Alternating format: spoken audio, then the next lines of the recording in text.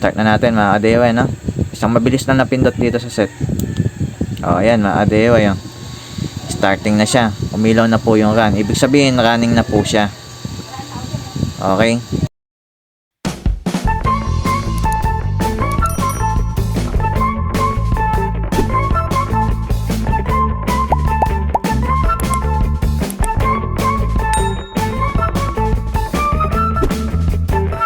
Welcome back sa aking video tutorial mga ka-DIY. Bali ngayong araw po ay tuturuan ko po kayo kung paano gumamit ng FX35 na battery capacity tester. Ayan mga ka-DIY, no? Bali dalawang klase po ito, no? Yung isa po FX25, yung isa naman po FX35. Ito na nga po yon. Ito po ay 5 ampere 35 watts. Ayan, yung isa po mababang klase na po yon. Kaya ang binili na po natin agad itong mas mataas na klase. Mas maganda na po kasi ito at saka hindi po sila nagkakalayo ng presyo, no? Bali kadalasan po itong ginagamit kapag gusto nyo malaman yung capacity ng battery nyo kung tama po ba or legit. Ayan mga ka-DIY, no? Bali pag binuksan nyo po yung pinakakahon nya, ito na po kagad yung bubungat sa inyo, yung capacity tester na kagad. Bali wala po itong kasamang wire at saka alligator clip, ano? Ayan, bali nilagay ko lang po ito, kinabit ko na agad. Ito na po yung physical appearance nya, no? Pinaka-itsura nya. Bali sa power supply nya, meron siyang input na USB type. Ayan, di pa siya type C. Pero pwede nyo naman siya kabitan ng type C, no? Ayan, meron naman siyang kabitan dito. Ihinang nyo lang. Tapos ito naman po yung current adjustment. Pwede nyo pong i-adjust yung current gamit po ito. Ayan, tapos ito na po yung pinaka-screen nya. Tapos, ito na po yung pinaka-blower nya, pinaka-pan nya, no? Para mapalamig po yung MOSFET. Ayan. Tapos, ito naman po yung pinaka-ilalim nya. Ayan po itsura, no? Hindi ko lang po kaya ipaliwanag yung mga chip na yan. Pero, ayan na po yan. Okay. Bali, ready to use na po ito, no? Ang kailangan mo na lang ay power supply.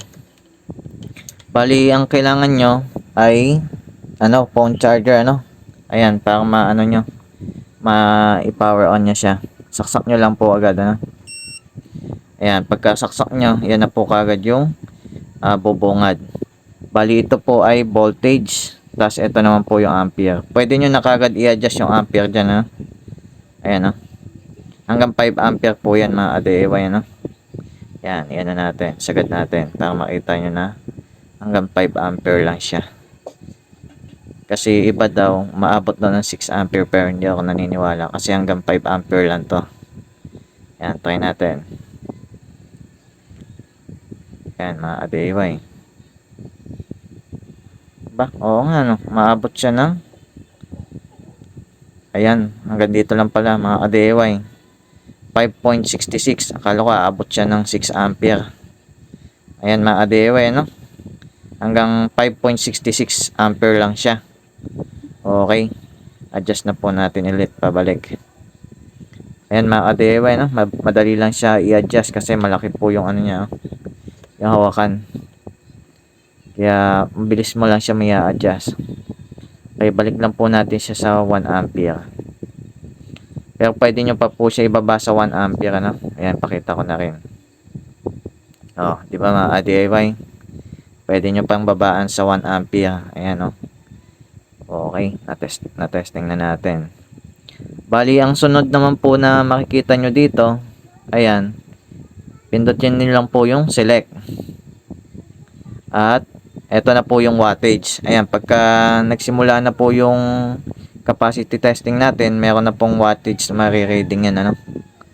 Sumunod naman po, itong reading capacity nya. Diyan nyo po makikita yung capacity ng battery na na-test nyo. Ayan na. Bali nagamit ko na po kasi ito kaya meron na po siyang reading.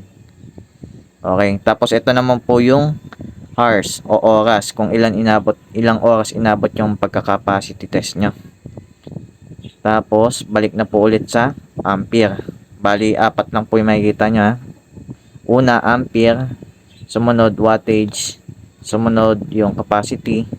Tapos yung oras. Kung ilan oras inabot yung pagka-capacity test nyo. Ayan, tas balik na siya ulit. Ngayon, kailangan po natin i-zero ulit yung mga reading kasi magte-test po tayo ng battery. Ayan mga adewa, no? Magte-test po tayo ulit para mapakita ko sa inyo kung paano siya gamitin.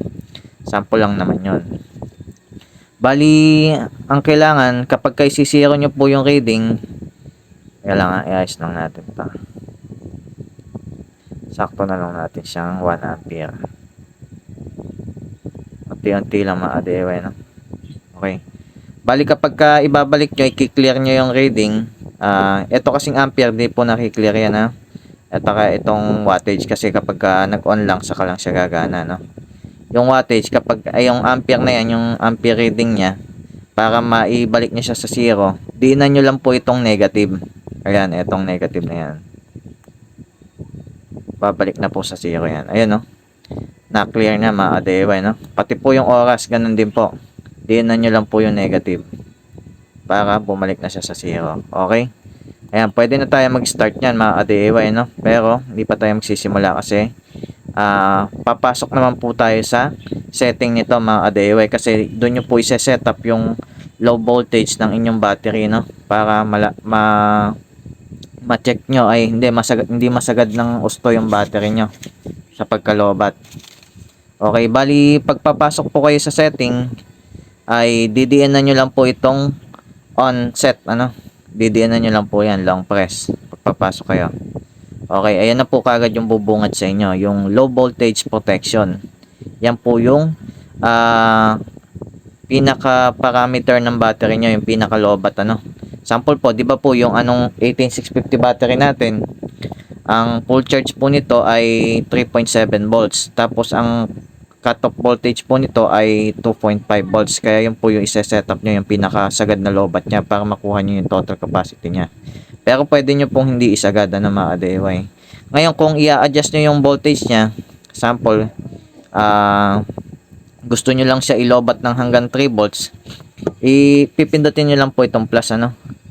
Ayan, magdadagdag niya yan mga ADEWA, ano. Okay. Hanggang 3 volts lang po malolobat ito mga ADEWA. Hindi niya isasagad ng 2.5 na cutoff voltage. Ayan, pwede niya kasing hindi sagarin. Pero hindi niyo makukuha yung pinakabuong capacity ng battery niyo, no? Pero kung check nyo lang naman, ang recommended ko ay wag nyo na isagad para hindi naman po mabilis yung battery niyo, no? Hindi drain. Okay? Bali kung 12 volts naman po yung battery nyo, yung sample itong 3S na 18650 battery, ayan mga ADEWA, no? Kung 12 volts naman po yung battery nyo, iset nyo lang po ito ng 10 volts, yung lobat lang din po nito. Or kung gusto nyo hindi isagad, 10.5 volts, okay na yon. Pero kung gusto nyo yung malaman yung total capacity talaga nito, yung kabuuan, isagad nyo po siya sa pinaka cutoff nya, no? Yung voltage cutoff nya. Okay? Bali ang dapat lang po natin tandaan mga ADEWA, dapat bago kayo mag-capacity test, full charge po yung battery nyo. Kasi ito po ay wala na po itong charger, ano? Ang ginagawa lang po nito ay i-drain kagad yung battery. Ayan mga ADEWA, ano? Yun po dapat ang tandaan nyo. Bago kayo mag-capacity test, i-full charge nyo po muna yung battery nyo. Okay? Bali meron po namang nabibiling charger po na ganito, or kung may naisip kayong magandang paraan kung paano ma-full charge yan, ay gawin nyo po, no? Bago kayo mag-capacity test. Ito po kasi, china-charge ko to gamit itong TP5 1000 bago ko siya i-capacity test. Okay, mga ADEWA, lagi nyo lang tatandaan, dapat bago kayo mag-umpisa ng capacity testing ay full charge po yung battery nyo. Okay, proceed na po tayo ulit. Tapos, ang sumunod naman po dito sa low voltage protection ay yung over voltage protection. Ayan mga ADEWA, no? Over voltage protection niya. Ito, nakasagad na po tayo sa 25 volts. Bali yung 24 volts na battery, hindi po natin pwedeng i-test. Yung mga LiPo4 na 24 volts kasi lagpas na po yun yung full charge po ko kasi nun, mas mataas pa sa 25 volts kaya hindi natin pwede i-test yun. Okay mga ADEWA, no? Diyan lang po tayo. Yung parameter na kayang i-test nito na battery, 1.5 volts hanggang 25 volts. Ayan mga ADEWA. Kung tataas pa kayo sa 25 ay hindi na po matetest yun. Kagaya nga po ng 24 volts na LiPo4, hindi na po kayang i-test nito. Sumunod naman po yung overcurrent protection. Ayan mga ka-DIY, ano? Overcurrent protection. Wala naman po tayong gagalawin dyan. Sumunod naman po itong tawag dito, overpower protection naman to mga ka-DIY, no? Bali kapag lumagpas po yung load nyo ng 36 watts ay magkakat na po kagad yung load. Hindi na po niya itutuloy. Okay? Hindi rin po natin gagalawin yan mga ka-DIY. Tapos ito naman po yung over temperature protection. Wala rin po tayong gagalawin dyan. Sumunod naman po ay itong ito mga ka-DIY, ginagamit lang to kapag gusto nyong maglagay kung ilang oras lang itetest yung battery. Sample, isang oras nyo lang gusto i-test yung battery, ito po yung gagamitin nyo. Okay, tapos ito naman po, pero hindi natin gagamitin yan mga ka-DIY, no? Ito naman capacity lang mga ka-DIY, no? Magseset lang po kayo kung ilang capacity yung gusto nyong maabot. Hindi natin to gagamitin mga ka-DIY, no? Kaya pinakita ko lang sa inyo. Ito naman po yung current adjustment mga ka-DIY. Okay, bali isa-set lang po ito. Ay hindi po ito current protection, ay current adjustment pala. Ito yung current voltage adjustment mga ka-DIY. Okay, bali kung hindi tama, example kung hindi tama po yung voltage nito kapag ka na-read yung battery natin ito, papakita ko sa inyo mga ka-DIY. Tingnan natin kung gagana siya. Negative muna, saksak natin dito. Ito yung positive. Ayan mga ka-DIY. Bali ito po ay 12 volts mga ka-DIY, ano? Nakikita nyo reading. Ngayon kumuha po kayo ng capacity ng tester kung tama nga po ba yung reading nya. Kung naniniwala po kayo sa reading ng voltage tester nyo, yan po, iset nyo po sa tamang voltage yung ano nyo, no? Yung tester nyo. Yan, bali may reading tayo na. Yan, hirap kasi meron tayong camera sa harapan. Ayun mga ka-DIY, no? Meron tayong voltage na 12.18 volts. Ayan. Bali dito naman po sa ating reading dito sa capacity tester natin ay 12.06 volts lang siya. Pwede nyo siya i-adjust, ano? Gamitin nyo lang po itong plus minus. Itama nyo po yung voltage nya mga ka-DIY. Ayan, tatama lang po natin. Ayan, 12.8. Ayan mga ka-DIY, na tama na. Kaya pwede na kayo mag-start niyan kung sakaling gusto nyo. Basta yung tester nyo, tiwala kayo na ano talaga to, no? Na tama talaga, legit yung pantest nyo, no? Saka nyo lang siya i-adjust. Pero kung hindi kayo naniniwala dyan, ay ibalik nyo lang po sa dati, no? Kung ano po yung unang reading nya. Na sample reading nito kanina 12.6, balik nyo lang po sa dati. Okay. Ang sumunod naman po yung current adjustment. Ayan mga ka-DIY, current adjustment naman to. Kapag marunong po kayo gumamit nito, ma-check nyo yan kasi ito may current ano to, no? Reading. Paano ko ba ipapakita sa inyo? Mamaya kapag nagsimula na tayo, try ko ipakita sa inyo kung paano i-adjust yung current protection current adjustment na to, no? Okay. Balik na po muna tayo sa ano natin, ano? Sa pinakauna. Okay, para makita nyo. Ayan mga ka-DIY, bago tayo mag-start, ano? Mag-start na tayo. Ang itetest natin itong 12 volts na battery ko. Ayan. Bali kapag magtetest kayo, ayan, start muna natin para makita nyo kung paano magsimula. I-power on nyo po muna yung inyong tester. O ayan mga ka-DIY, no? Naka-power on na siya. Check nyo kung may mga reading. Okay, 0, 0, 1 ampere, okay. Talaga ito, nakaset na talaga yan ng 1 ampere. Pwede nyo iset yan. Pero ako, dahil ito ay 12 volts 18 Ah mga ka-DIY, i-discharge ko siya ng 3 ampere para mabilis ako ng konti mga ka-DIY. Ay hindi ko na pala isasagad ng 3 ampere. Kasi pagka tatandaan nyo mga ka-DIY, kapag ka mataas na current yung inilagay nyo, possible na mababang capacity yung makuha nyo. Ay, mataas na capacity yung, tama mga ka-DIY. Kapag ka mataas na ampere yung iniload nyo, mababang capacity yung makukuha nyo. Kapag ka maliit naman na ampere yung iniload nyo, malaking capacity yung marireading nyo, no? Possible. Ayan mga ka-DIY, no? Bali, iseset ko lang po siya ng 2 ampere. Itong 12 volts. Papakita ko sa inyo mga ka-DIY. Yan, nakaset na tayo ng 2 ampere. Ngayon, sa setting, ang babaguhin lang po natin sa setting yung lobat nito mga ka-DIY. Dapat alam nyo yung lobat nito mga ka-DIY, no? Bali, ang lobat po nito ay 10 volts. Kaya iseset nyo lang po siya ng 10 volts. Para makapasok kayo sa setting, long press nyo lang mga ka-DIY, no? O ayan mga ka-DIY, at nandito na po tayo sa low voltage protection. Iset nyo lang po yan ng 10 volts. Okay. Set lang natin ng 10 volts.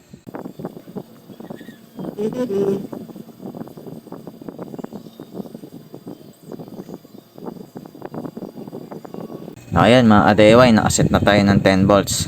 Wala na po tayong gagalawin sa sa ibang setting nito. Yan lang po yung gagalawin natin at saka yung current.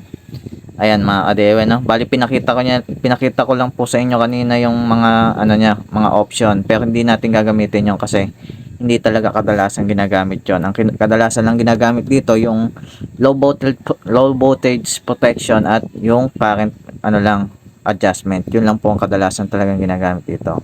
Ngayon, isaksak nyo na po yung negative. Okay. Set natin yung negative. Tapos, set nyo na rin po yung positive. Tapos, balik na po kayo sa pinaka pinaka view. Bali, long press nyo lang po ulit, para bumalik kayo sa pinaka unang view natin. Ayan, naka-setup na po tayo. Yan po yung reading ng ating battery, 12.6 volts. Ayan Tapos yung 2 ampere. Pinunod ko lang po ulit para makita nyo. Yan po yung reading ng ating battery. Ngayon, kapag i-start na po natin yung capacity test natin, pindutin nyo lang po ng isang mabilis itong set. Okay? Start na natin mga ka-DIY, Isang mabilis na napindot dito sa set. Ayan mga ka-DIY, starting na siya. Umilaw na po yung run. Ibig sabihin, running na po siya. Okay? Nagdi-discharge na siya mga ka-DIY. Bali, habang discharging siya, pwede nyo po i-check yung watch niya, Ayan, discharge tayo ng 24 watts. Ayan mga ka-DIY, Discharging tayo ng 24 watts. Tapos ito na po yung capacity natin, capacity reading. Ayan, nagsimula na po siya, Tapos, ito naman po yung oras. Ayan nagsisimula na rin siya mga ka-DIY. Tapos, ito po yung discharging current natin na isinet kanina. Ayan, di yan mababago hanggat hindi pa bumababa yung voltage ng battery natin. Okay, habang nagdi-discharge siya mga ka-DIY, umiikot na po yung panya kasi nag-iinit na po yung MOSFET dyan, Okay. Kapag tapos na to mag-capacity test mga ka-DIY, mag-a-alarm po itong buzzer na to. Tutunog po yan ng dire-diretso, Okay. Ayan mga ka-DIY, na ito po sa inyo yung pag-start. Ngayon, hindi po natin to tatapusin mga ka-DIY, Pinakita ko lang sa inyo kung paano mag-test ng 12 volts battery. Ayan. Ngayon, sumunod naman po, i-test naman po natin yung LiFePO4. Yan ang sunod natin, Okay, para i-stop to, iyan nyo lang. I-off nyo lang yan. Ayan, naka-off na mga ka-DIY. Bali, kaya umiikot po ito kasi mainit pa po yung pinaka MOSFET. Pinalalamig pa niya. Mamamatay din kusa yan. Okay? Punta na po tayo sa LiFePO4. Ayan mga ka-DIY, ang bilis nag-init itong ano natin kasi yun talaga yung purpose niya. Ito kasi pag nag-discharge mabilis mag-init.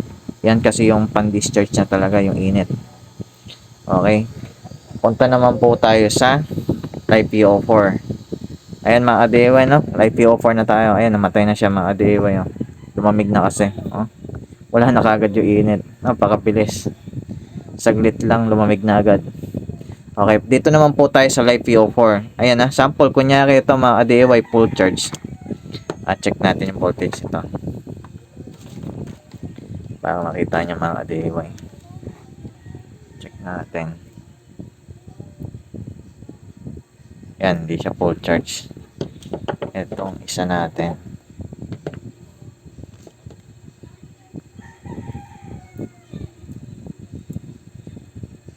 O, ayan mga ka-DIY, full charge po ito, no? Bali, ito yung chinarge ko noong nakaraang araw. 3.7 volts po yung voltage ito. Pumunta lang po siya sa 3.43 volts para sa ano niya. Sa standby na voltage niya. Yan po talaga yun. May floating voltage po kasi tayong tinatawag. Yan po yung floating voltage niya. Yun, 3.4 volts. Okay? Bali, full charge to mga ka-DIY, di ba? Ngayon, iseset nyo po yung current nyo ulit. Kung gusto nyo i-discharge siya ng 3 ampere, pwede naman. Pero mas safe po yung mga ganito. Para makuha nyo yung saktong capacity niya, iset nyo lang po siya ng 1 ampere. Okay, set natin siya ng 1 ampere. Ayan mga DIY. Okay, nakaset na tayo ng 1 ampere. Ngayon punta po tayo ulit sa low voltage disconnect. Okay, long press lang po ulit. O ayan mga DIY. Baguhin nyo po yan mga DIY. Ilagay nyo po sa voltage cutoff nito na 2.5 volts. Okay, set natin ng 2.5 volts. Sa negative kayo pagka babawas, ano? Positive naman kung dagdag. Okay, punta tayo sa 2.5 volts. Yan po kasi yung cutoff ng ating Live PO4. Okay, punta na tayo. Yan, konti na lang. Lapit na mga DIY. Yan lang mga DIY yung kadalasan ginagamit dito, no? Ayan. Tapos, balik na po tayo sa view natin. Long press lang po ulit. O, ayan mga DIY, no? Ngayon, ilagay po natin uli yung positive dito. Dito naman po yung negative. Ayan mga DIY, no? 3.4 volts yung reading. Ayan, no? Ngayon, pagka i-start nyo na ulit, pindutin nyo lang po ulit to ng isang mabilis para test na po siya. Ayan mga DIY, no? Discharging na po tayo. Okay, check natin kung ilang watts siya. Ayan, 3.37 watts yung ano niya, discharging niya. Tapos, ito yung ampere niya. Ay, hindi po pala natin to na ibalik kanina, no? Na 0. Pero ayan, pinakita ko lang. Dapat po ibalik nyo na 0 yan. Teka, ulitin natin. Parang masyado nagsisimula. Ayan, pagka ano, no? Ito yung low voltage niya dahil nag-0 na kagad. Pindutin nyo lang yan. Okay, 0 po muna natin to. Ganda na ng start natin, hindi lang natin na iset eh. Okay. Double check lang natin. Pati oras, 0. Okay. Ayan mga ka-DIY, no? Double check nyo lagi kapag magsisimula na kayo ulit mag-test kung naka-0 na lahat. Ayan. Okay, 0 na lahat. Saksak na po natin yung negative. Okay. Ayan, may reading tayo na 3.38 volts. Okay, mag-start na tayo mga ka-DIY, no? Ayan, mga ka-DIY. Bali, hindi siya umikot, ano? Kasi, mababa yung ampere natin. Hindi siya kayang painitin kagad. Pero, iikot din yan, mga ka-DIY, no? Kasi, iinit din yan unti-unti.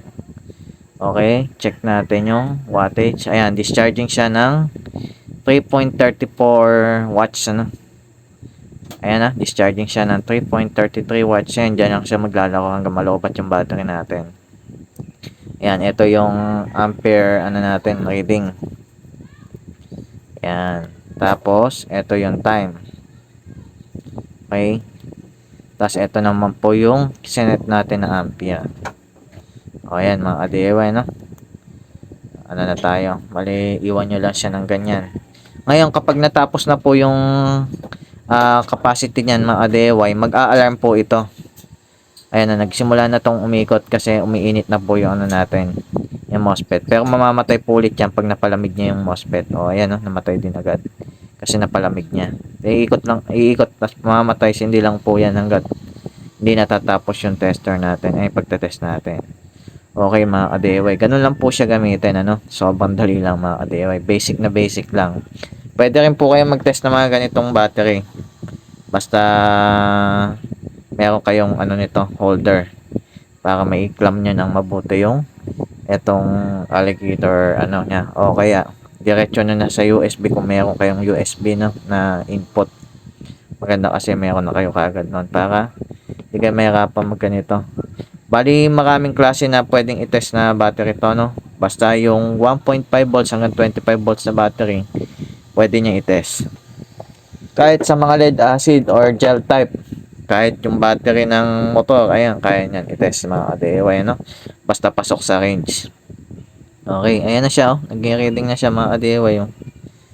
At magandang klase na to mga ka-DIY na pan-test. Talagang quality yung pan-test nito, no? At maganda yung reading niya.